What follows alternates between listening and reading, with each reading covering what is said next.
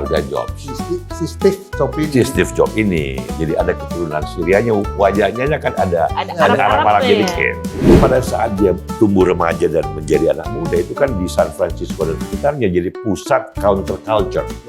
Ini anti perang Vietnam, anti establishment, hippisme itu loh. Marijuana mulai ini pakai jeans belel gitu loh. Rambut gondrong. Dia mengagumi Zen Buddhism. Dari situ dia dapat simplicity is beauty. Dia dengan Robert Noyce, guru dan murid, mentor dan penerusnya gitu loh. Nah itu jadi salah satu penanda zaman di Silicon Valley.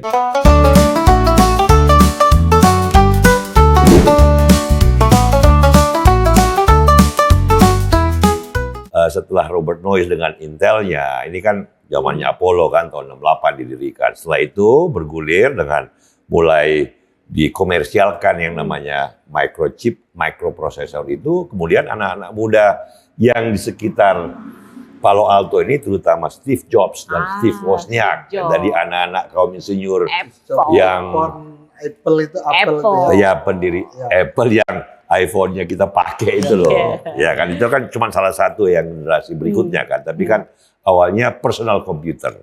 Ya kan dia Steve Jobs, Steve Wozniak. Ada satu lagi walaupun tidak langsung berada di Palo Alto, tetapi agak di utaranya di Seattle, sama-sama pantai barat Pak Dayat. Tetapi Palo Alto dan sekitarnya dia software aja. Pendiri Windows namanya Bill Gates, Microsoft Windows itu loh, Office, Excel, ya kita pakai Excel, Word, ketik, PowerPoint presentasi itu loh. Jadi itu kan, ya kan selain mereka berdua kan ada banyak lagi, ada Atari, ada macam-macam. Tapi kan yang paling ikonik dan paling berpengaruh produknya kan itu.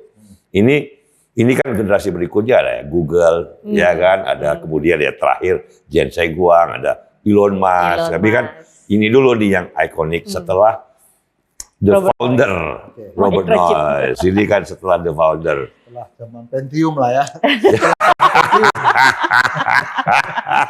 Intel Inside gitu kan, Pentium 1, 2, 3. Nah, yang paling menarik sebenarnya dari daftar orang-orang ikonik itu kan salah satunya ya yang tadi saya bilang Steve Jobs. Ini buku yang sangat bagus dari Walter Isaacson. Oh, sama kayak sekarangnya Elon. Walter Isaacson kan nulis Elon Musk, nulis tentang Leonardo da Vinci, nulis tentang Benjamin Franklin. Ini orang yang sama. Nah, menarik, cerita hidupnya inspiring. Dan dia kan Apple itu kan penggabungan dari teknologi, sains dan art, cita rasa, artistry. Simplicity. Kan dulu kan handphone ribet banget. Segala macam. Ada banana, gede segini gitu kan. Ini simplicity. Nah, anak Steve Jobs ini kan dia sebenarnya Jobs ini kan ayah yang mengadopsi dia. Dia anak adopsi. Dia ayah kandung yang benarnya itu dari Syria. Ya, ibunya Amerika, ketemu di Madison sebagai mahasiswa, tapi mereka nggak mau punya anak, udah kandung ada bayi, dikasih panti asuhan, kemudian diadopsi oleh keluarga Jobs. Si Steve Jobs ini. Si Steve Jobs ini, jadi ada keturunan Syrianya, wajahnya kan ada Arab dikit. Benar. Tetapi kan yang benar-benar dianggap ayah ya keluarga Jobs, bapak dan ibunya, makanya Steve Jobs, dan dia nggak pernah peduli. Oh ini ada nih nama bapaknya, bapak kandungnya nih, bapak biologisnya. Abdul Fattah Zandali. Ya. Arab banget ya. Dari Syria. Sekolah di Amerika, di Madison. Ketemu ibunya. Tapi Steve Jobs tidak pernah, karena dia toh juga sudah diserahkan begitu aja kan dia. Dia nggak dendam, nggak apa, tapi ya udah. Lewat, hidup kan seperti itu. Tapi dia tumbuh, ini bukan keluarga kaya kan yang mengadopsi dia.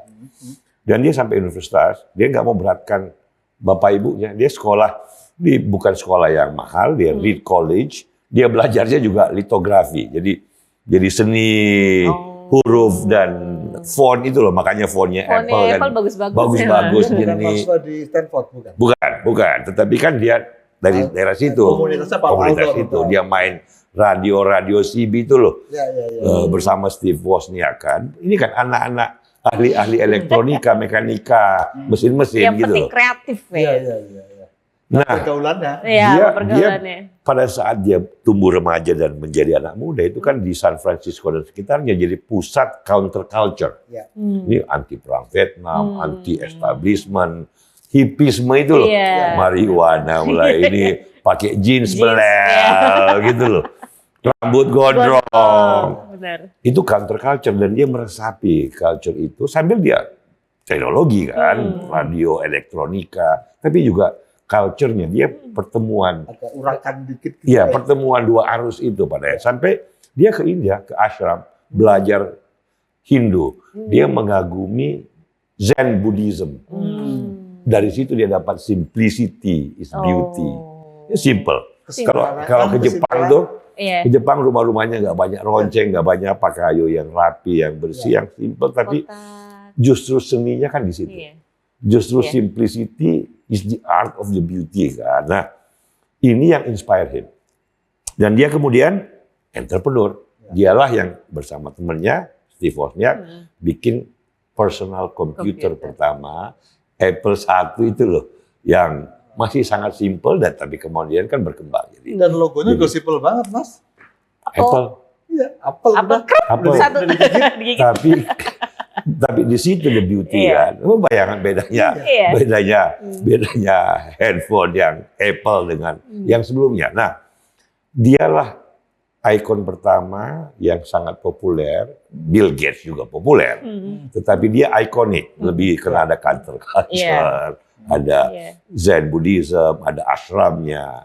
Nah, dari tangan dialah produk-produk yang membuat perubahan besar, Iya. apalagi setelah internet juga masuk. Jadi kan personal komputer, desktop, dia bikin musik itu loh, iPod, iPad, kemudian Ini dia. Ini sih. yang revolusioner Ini sih banget. kayaknya. Ini Yang menggabungkan revolusioner. semua itu, Iya. komputer, dia menggabungkan Iya. elemen musiknya di situ, Betul. radio dan komunikasinya di situ. Fotografi. Fotografi segala macam. Nih sih. Nah, Breakthrough banget. itu breakthrough dan tidak berhenti di situ, Mel. Kan dari sini kan kita tahu kita bisa ada Google Search, Sergey Iya. Brin, Google ini anak Stanford kalau itu, mahasiswa Sergey doktor Sergey Brin. Ini dia hasil penelitian disertasi dijadikan perusahaan program Ya. software Software, untuk mendominasi diciptakan oleh Steve Jobs, Apple. Tapi kalau kita mau cari berita, cari macam-macam, Google. Google. search. Ini aku lihat nih ya, ada fotonya Robert Noyce sama Steve Jobs nih. Nah, ini kan guru dan murid. Jadi Oke. mentor dan penerus kan Robert Noyce, Intel kan yang menjadi kan sebelumnya kan mereka menciptakan chips untuk Apollo 11. Nah, kemudian setelah dia mulai senior kan anak-anak muda mau belajar sama senior-senior yang sukses, teknopreneur. Salah satunya Steve Jobs. Dan ada fotonya yang Ini aku nemu nih. sangat ikonik dia dengan Robert Noyce, guru dan murid, mentor dan penerusnya gitu loh. Nah, itu jadi salah satu penanda zaman di Silicon Valley, Mel. Itu lagi sertijab kayaknya. Serah terima jabatan. Terus ada lagi JFK yang lagi Ya, Jadi- we go to the moon, Yeah, not because because it it's is easy, easy. but because it is difficult. Nah, ini kan Jadi semangat makin- zaman, walaupun ada counterculture. Nah, setelah Steve Jobs kan Elon Elon Musk. ini kalau tadi komputer segala macam, ini mobil listrik, roket luar, robot. Jadi kemudian artificial intelligence kan. Jadi dia pengembangan lebih lanjut. Ya mudah-mudahan kayak di Cina kan ada Lian Winfeng, kita nggak tahu kan baru nih Lian Winfeng ini seperti apa kok dia bisa lebih murah, lebih Iya. dengan sama bagusnya. Mudah-mudahan di Indonesia juga akan lahir Pak Elon Musk atau Steve Jobs Elon Musk. atau Robert Robert Noyce. Noyce. Ini kan bukan apa-apa, kan kita nggak mau cuma menonton. Kita mau menjadi peserta aktif kalau bisa, mudah-mudahan anak Indonesia ya Seperti orang bilang kan belajar dulu, imitasi dulu. Tapi kan harus ada Stanford University-nya. Iya. coba. Harus ada ekosistemnya. Pemerintah penting, tetapi yang paling penting apakah mau pemerintah, swasta itu kan kolaborasi. Iya, iya, iya. Kolaborasi. Tetapi yang penting ada perguruan tinggi, ada bisnis yang mendukung, ada industri yang memang sesuai. Dan yang paling penting, ini yang moral of the story, ada kebebasan. Ada kreativitas nggak bisa Yeah. tumbuh kalau orang dijepit, dikungkung, dipencet. Yeah. Ada minimum requirement for freedom. Tadi kan angin kebebasan Ya, betul. bertiup. Bertiup. Ini semboyannya Stanford University. Dari awal si Leland Stanford bilang, no, without freedom, Yes. there is no use of the university. Makanya semboyannya, gue kasih duit Angin lu, gue kasih kebebasan tanah lu. bertiup. Tapi jangan lupa angin kebebasan bertiup. Sekolah ini untuk membuka pikiran. Sebagai pelajaran bagi kita bangsa besar yang juga mau maju dan kita mau juga mengubah dunia dengan cara konstruktif. Ikut Yes. mengubah dunia kan. Nah, prasyarat-prasyarat dasar itu nggak ada kata terlambat, Mel. Ya. Stanford juga 100 tahun yang Iya, lalu kan benar. masih Benar. kebun aprikot. Iya, benar. Gitu loh. Tahun kemudian dia True. jadi the Iya. most advanced university dalam soal teknologi. Ya kan? Kita pengen UGM, ITB, ITS, Atau Iya. bahkan perguruan tinggi kecil di kampung. yang Iya. perguruan tinggi yang baru muncul di mana? Di Iya. Purwokerto, di Sulawesi Selatan, Sulawesi Tenggara. You never know. Iya, Berikan kebebasan yang memadai, berikan perhatian yang memadai, berikan kecintaan pada ilmu dan pengetahuan. Libatkan dunia entrepreneur. Libatkan para pengusaha, para industrialis, maka anak-anak muda yang tumbuh seperti Steve Jobs, biarin aja dia gondrong, biarin aja dia agak Iya. seleboran dikit. Ya kan? Elon Musk pula. Elon Musk pula kayak gitu. Dia bilang drop out gua. Tapi mereka itulah yang menciptakan, anak-anak muda itulah yang menciptakan perubahan. Kita kan orang-orang tua ini kan Tuturi Handayani.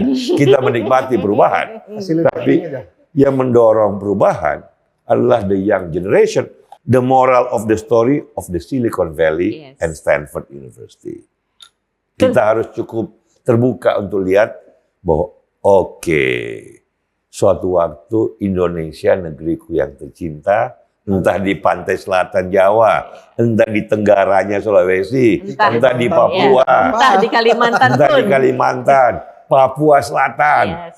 Betul. Muncul. Halmahera barangkali. Halmahera muncul ekosistem baru di mana ilmu, We hope dedikasi pada so. pengetahuan, anak-anak muda yang kreatif menjadi pembuka jalan baru. Wah, ini yang penting tuh. Wisata yang luar biasa. Mel.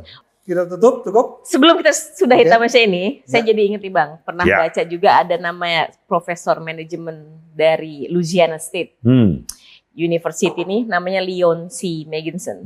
Dia menginterpretasi dari teori Darwin, yang kalau kita kaitkan dengan teknologi dan peradaban nih kayaknya ada benarnya. Ya, Dia bilang gini, peradaban yang bertahan bukanlah yang terkuat, tetapi yang paling mampu beradaptasi dengan perubahan. mantap. Itu penutup yang top.